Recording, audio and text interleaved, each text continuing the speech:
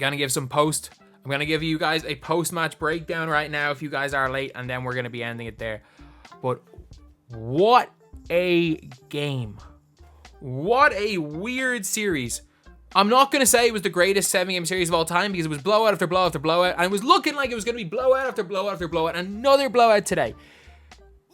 It was a 20-point game. The Nuggets were up 20. The Nuggets were about to breeze to the conference finals. Ant-Man had one of the worst games he's played in the playoffs. But the Denver Nuggets, or the Minnesota Timberwolves, did not stop. They were relentless. And as soon as the Nuggets went up 20, they hit a level of defense that I cannot remember seeing.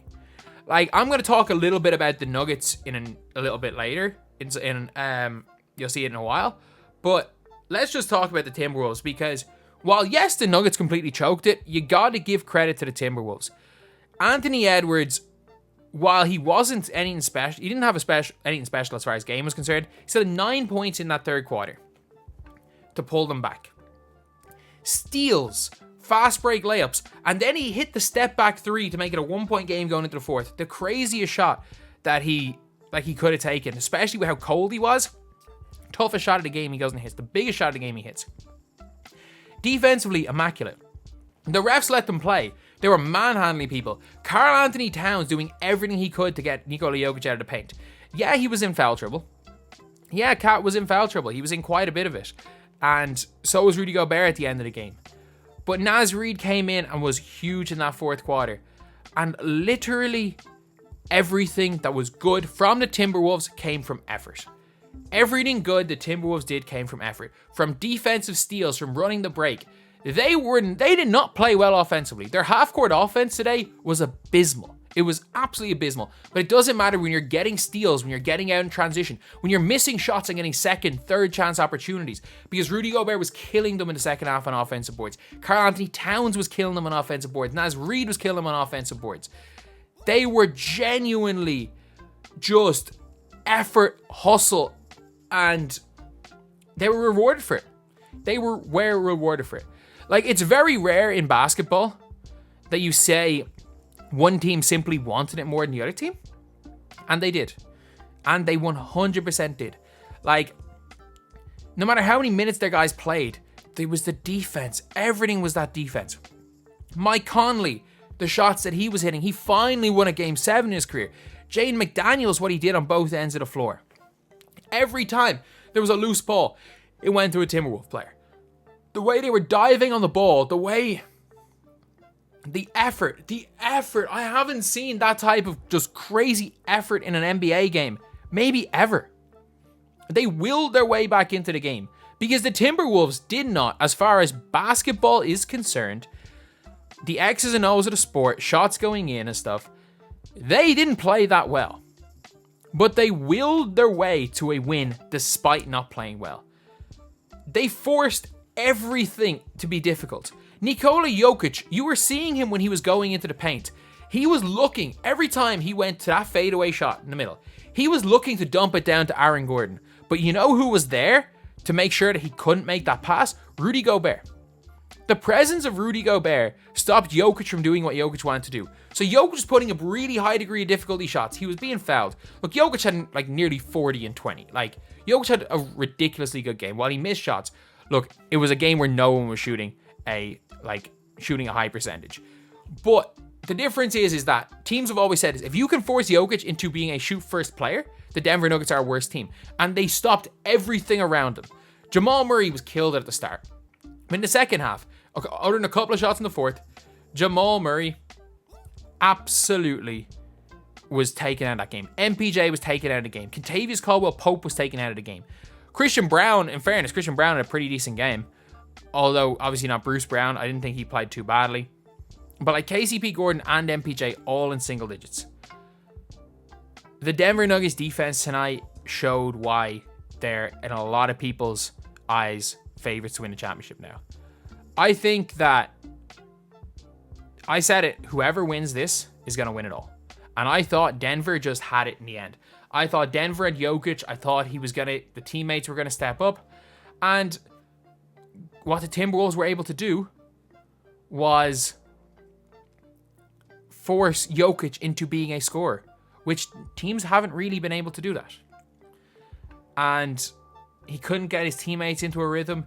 No one could get free.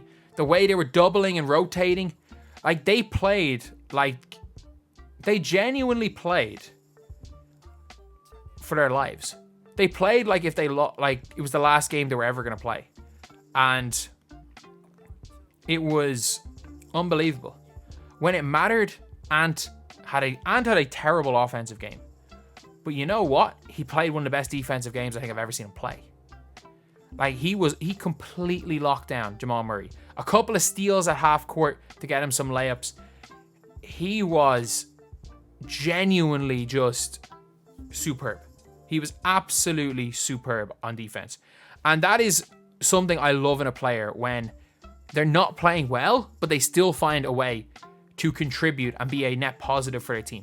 And that's what I love certain players that do that. And Anthony Edwards, what a performance by him. Because even though he's shooting terrible, he did everything it took to win. He was diving on loose balls. The amount of three-pointers they got from Anthony Edwards' gravity and him kicking to Jaden McDaniels, him kicking to Mike Conley. Like, I don't know how many assists he got. I'm just going to look at the box score right now. It doesn't really matter.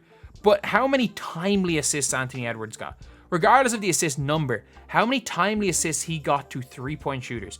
Anthony Edwards has 7 assists. How many of them were driving kicks to three-point shooters? Quite a few. And let's not forget about the guy that is now going to have to shut up everybody. That's going to have to shut up everybody. Rudy Gobert. Rudy Gobert. I couldn't care less about the stat line. He got like 13, 8, and 2 blocks. It doesn't matter. This is where the game where everyone was watching. This is where you see the presence of Rudy Gobert. This is where you see, offensively, yeah, he's not great. He literally hit a Dirk one-leg fadeaway to make it a 4-point game. One of the most important shots of the half. And gave him a lead with like a and one fadeaway, just throw it off the backboard with his left hand. But Rudy Gobert's presence on the defensive end is something that thankfully everyone watched this full game. Everyone watches game 7s. So people can see Rudy Gobert as a help defender affects everything. He affects where you pass the ball. He affects everything. He just disrupts your offense.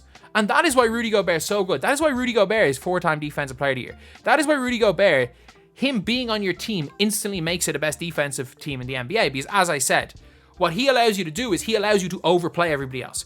He is the safety net. He allows you to overplay on the perimeter. He allows you to overplay the ball. Because if you get beat, you're going into Rudy Gobert. The only thing is that the Denver Nuggets, obviously I'll talk about it a little bit later when I'm talking about Denver, but they really should have put Gordon into the corner rather than into the dunker spot, because Gobert was having way too much of an impact. They should have put him into the corner and just prayed that Gordon could hit shots, but clearly they didn't trust that. Either way though, Rudy Gobert, what a performance. What a freaking player. And showing why they made the trade. And I would be Minnesota. I would be shocked. I would be shocked if Dallas beat them. Again, I thought Dallas were done after game 1 against the Thunder because of Luka's injury. And Luka's definitely not right. So you just never know. You can't count out Dallas. But at the same time, Dallas can't go out with 5 smalls. So Rudy Gobert is going to absolutely change everything in that series, despite what his stats say. At least he's going to be shutting up Draymond, I guess. At least he can do that.